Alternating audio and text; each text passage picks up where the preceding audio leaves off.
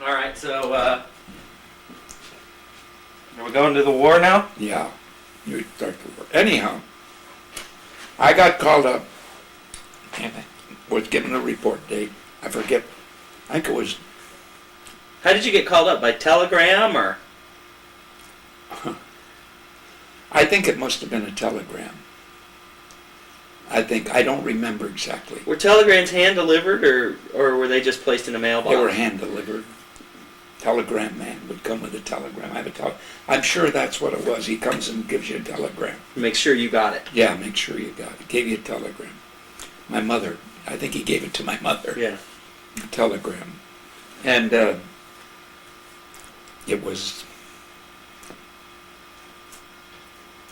in January of 43. I don't know the exact date in January, early January of 43, like the 2nd, 3rd, or 4th maybe. I don't remember the day. The reason I know it was in January, because I graduated from cadets on 43J, and they started A, B, C, D, E, F, G, H, I, J. In November, I graduated. In the 1st of November. From the middle of January to the middle of November. 10 months, 11 months, 10 months, 11 months. Anyhow. How much time did they give you before they said time to go and you had I to think be it was there? about a week. And I had to report to Santa Ana, California. And the way you got down there, I took a streetcar downtown, 5-car, downtown LA, and then I took a red car, which was electric cars. Right. They called them red cars, ran on rails, like a streetcar with 2 rails up here, and that's what took me out to Santa Ana. Then I got off. And, did you have to pay for that? oh yeah, sure. Got off, and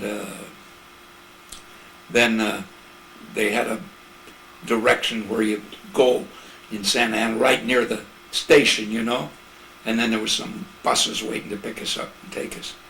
It's an interesting. My mother packed me a lunch the day I left, and kissed me goodbye on the porch or on the steps. I think she walked with me. Had a short walk to the sidewalk, She packed me a lunch and walked out to the sidewalk and kissed me goodbye, and I walked up the street and got on a streetcar and went to war. That's how it happened. Did she cry? I think she was crying. I don't really remember. Were you nervous? Yeah, I was nervous for her. What were you nervous about? Well, I didn't know Just what didn't to know what was going to happen? I had no idea what to expect. Had no idea if I could make it, that I would not wash out. It was a challenge. And I didn't know anybody. Leaving home, sort of permanently. For the first time, really? I'd left home before, but I always was able to go back home, I'd go to school, and hiking, camping trips and things like that. Hitchhike to the beach, ride freight trains. But I could always go home. Mm-hmm. I couldn't go home this time. And so it was a totally different and new adventure. And I remember that scene there. I don't remember. I know there was an apple in the lunch. I do know that because I remember eating the apple. And I was all by myself, of course. And so I went and got on the streetcar and went to Santa Ana. The funny thing happened when I arrived. Is Santa Ana a base? Yeah, big Air Force base? basic, well, not Army? basic flying, but basic training. That's where they teach you how to march, decide whether you'll be a gunner or a pilot or washed out. You're not guaranteed to stay in. If you wash out, you end up where? In the Army? No, you end up in the Air Force, wherever they want to send you. Well, the Air Force was the Army, wasn't it? Yeah, it was the You'd Army. still end up in the Air Corps? Army Air Corps. You're still in the Air Corps. They wouldn't make you into an infantryman. No, they could make a cook out of you in the Air Corps.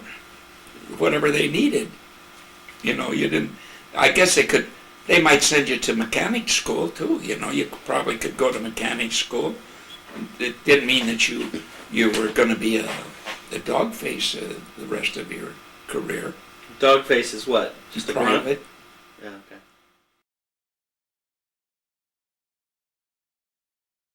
But the first day, you get out. We arrived in San Ana. A bus picked us up, took us to the base. The first thing they do is take your clothes away. Well, they don't take them away. They strip you down, and, well, they don't. First thing they do is issue. You go down and they issue you all the uniform, socks, insignias, caps, shoes, socks, everything you need to be, you know, so you dress like a soldier. Wasn't camouflage, was it? It was just Just regular khaki. Yeah, khaki. Khaki pants, and I forget how many shirts they give you. They weren't really doing camouflage at all in World War II, were they? That's kind of a newer development. That was not in World War II. No.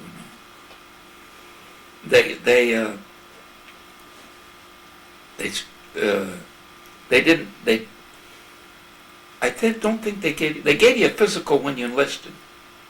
Okay. But then they gave you another physical, if I remember right, when you got down there, to make sure that you're still able to go in, you know. Uh-huh. And they take a bunch of information down about, you know, all your data, they redo that, age, and all that stuff. But then they issue you a foot locker to keep all your stuff in and all the. What do they do with your clothes? Just chuck them, throw them away? No, you keep them, take them, send them home, or do whatever you want with. Well, you could go out sometimes as a civilian, if I remember right. I think you could. No, I think you had to wear your uniform. I did. I'm sure you did. You wore your uniform all the time. But your clothes were probably sacked up and you sent them home, you know. But it was really funny. Then they marched us. Of course, we couldn't march, but they took us. Some guy led us, you know. They you go through lines and they take your name and you're in now, you know. They fill out all kinds of forms you have to fill out. What was the mood? The mood was, I think we're all young guys, say. About my age, a little older, maybe a little young, not much younger. I was, in 43, I was 21 years old. So, and they're all my age, maybe a little younger, a couple years older, but they're all about the same, just young guys. All wondering what's going to happen now. And you had whatever personalities people had, that's what's coming out right there, you know. The jokester and the quiet guy and the wise ass and you know, just all some guys you like on first acquaintance, some guys you don't like. It's the same thing. You didn't know who was who or what was what. And the funny thing happened was they issued the foot lockers, the big foot lockers, and you put all the stuff they issue in there, you know, belts and shoes and everything, paper or whatever. And then they march us down to the barracks. They're 2-story barracks. And I guess there's about 20, 30, 40 guys to a floor with a latrine at each end, one end, and a sergeant at the other, office at the other. And 2 rows of bunks. I don't know how many bunks there were in a row. I really don't remember the total number. All open bays. He just lines of bunks. Foot lockers were at the head of the bunk, set, you know, like this. Here's the bunk. There's the foot locker. There's another bunk. It had to be exactly a certain place in relation to the bed. And when we march down, and they open the door, and guys start marching through, carrying their foot lockers on their shoulders, or, you know, pretty bulky thing. I'll swear I went through that door and turned and broke the window with the edge of the foot locker. What an auspicious start. I thought, oh, shit, what's going to happen to me now? We noticed yet. I was trying to be, nobody noticed me. You know how you might do, I just keep my mouth shut and see how this game is played before I do anything. And there I do, I break the window the first thing. The sergeant was a little pissed off, but he said, "Oh, that's all right. We'll get it fixed. Watch where you put that goddamn footlocker," or something like that, you know. And then they assign you bunks. And as I say, you had a latrine at the end, where a row of sinks, and a row of toilets, and a place where you could take a leak, you know, and urinals. And that's where you'd shave every morning. That was where you, and then the other end was the sergeant's office. And he stayed in there a lot. But he was in charge of all the guys in that barracks, both upstairs and downstairs. He was the boss. There was also a set of latrines. Was he like one of those guys you see on TV that just yell in your face and scream at you and call you names all the time, or He was in the pretty movies good. and stuff? I don't really remember him that much, but he must have been pretty good. He was strict. They were always strict. Oh yeah. But they didn't, not like the Marines, obviously. The Marines, they really tear him up. He didn't, I don't recall him being mean in that sense, not him. He was pretty good. I recall some guys being mean, but I don't think he was a mean one. But he was strict. You remember his name? No, I don't remember his name. I had no idea what his name was. I don't even know if I knew it at the time. No. If he'd been mean, I would have remembered him. He was just sergeant. my mean flight instructor. Yeah, I know. You know. Some I don't remember, but I remember that mean son of a bitch. Kessinger was his name. I'm sure we'll hear about him. But we used to have inspection every day. And on weekends, we'd have a GI party, they called it. You have to scrub down the whole, it was wooden floors, and you had to scrub on your hands and knees with scrub brushes, soap and water. You had to scrub down that whole barracks every weekend, every Saturday usually, or Sunday. Maybe it was Friday. And because he'd inspect you every day, then about once a week or so, the big wheels would come through and inspect you, the colonels and the captains, I guess. You know, they were all big wheels to us because we were at the bottom of the totem pole. You had to make that bunk so tight. I mean, it had to be tight. That top sheet or top blanket, and they were narrow bunks, you know. Beds, but they're just like cots almost, wider than the canvas cot. They were springs. But you had to they'd drop 50-cent pieces on it. And if it didn't bounce high enough, they'd give you demerits. They were always giving you demerits for every bet. If that footlocker was not in the right location, and if the stuff that was in it was not properly put in it, in other words, you had to roll all your socks. The socks went in a certain corner of the footlocker. The shirts, you had a hanger. The head of the bunk was like a rod where you'd hang your shirts and pants. If every button wasn't buttoned on every shirt that was hanging there, you got demerits. More and more demerits. And then you'd have to walk patrols, all kinds of things. They wouldn't let you go on weekends. See, they give you a weekend pass, but if you had too many demerits, you don't get to leave. You're confined, man, to the barracks for the whole weekend, or maybe 3 weekends. And it was really, that's where you start learning discipline, you know. It's yes sir, no sir. Is that what the purpose of that is? Is just to discipline your mind, or to just make everybody conform to a point? I think it's discipline, Cam. And it's two things, like you say. It's discipline, and it's also when we give an order, we mean it. It's not games. No matter how stupid the order seems to you, right, you better follow it. You don't follow without question. You say, why should I have to have every button on my shirt button hanging on the hanger? Doesn't make any sense.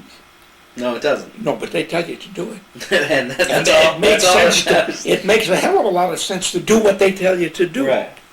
And I think it's preparing you for stressful times when they tell you to go, you go. You don't sit there and say, well, I don't think I want to do it today. Right. You know, when they say stand up, you stand up. They say sit down, you sit down. They say, shut up, lights out, shut up. You're almost afraid to park. But they were strict. But they weren't mean. You know, they didn't beat you up. So how did the demerits work? If you got a certain number of demerits, you washed out? No, they had nothing to do with washing out unless you did something. If you stole something or did Right. something real bad, they'd wash you out.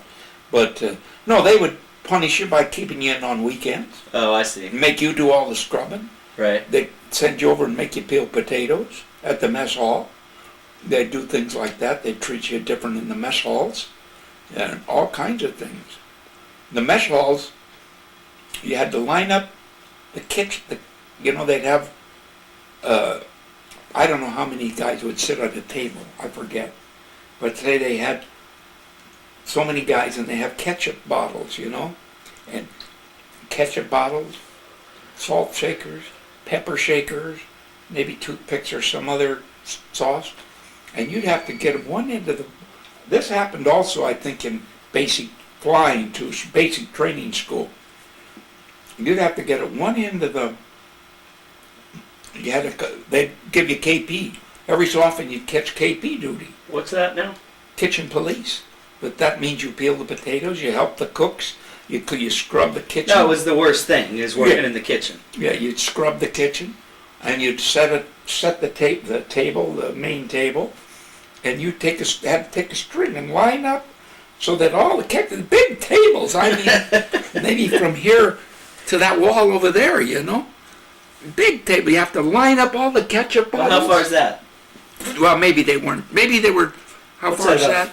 That's a little too 40 far. feet? I would say they're 20 feet long or so. I don't remember exactly, but you'd have to line up the ketchup bottles. You'd have to line up the salt shakers, and I mean with a string.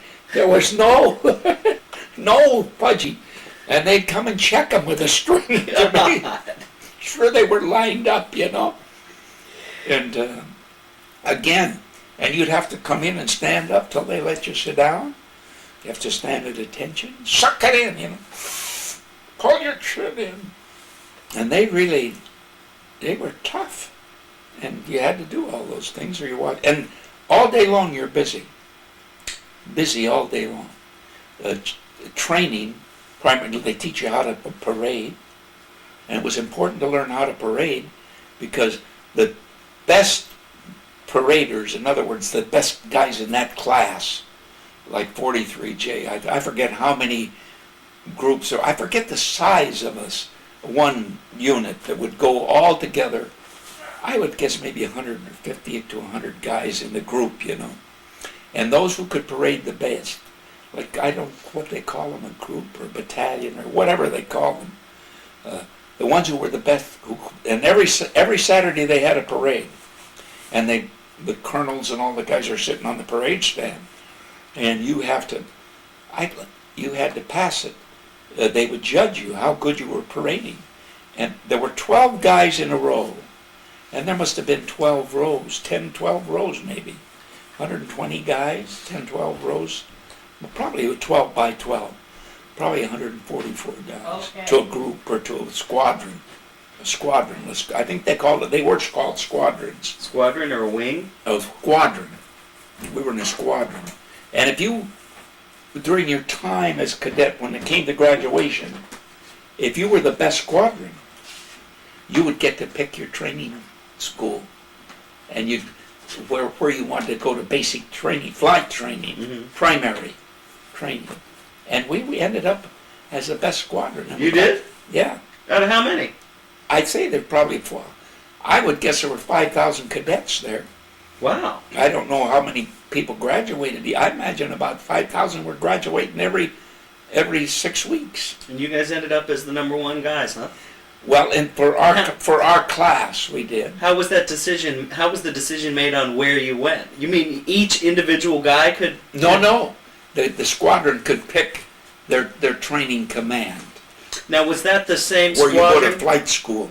The squadron you graduated with, was that the same squadron, same guys all through the war? All through training. All through training. Yeah, after you finished training, then guys went all different directions. if they made it all through training. And I'll get into that.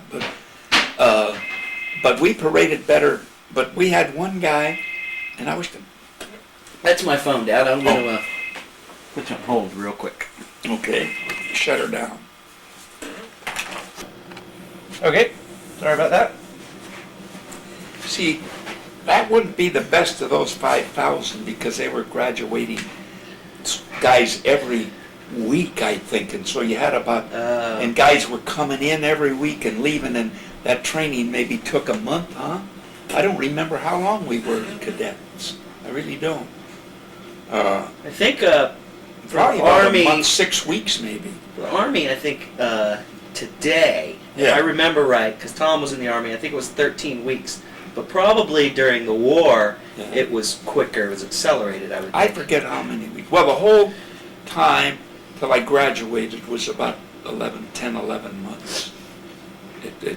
Because the classes I know, I graduated in November and started in January. And I went overseas then.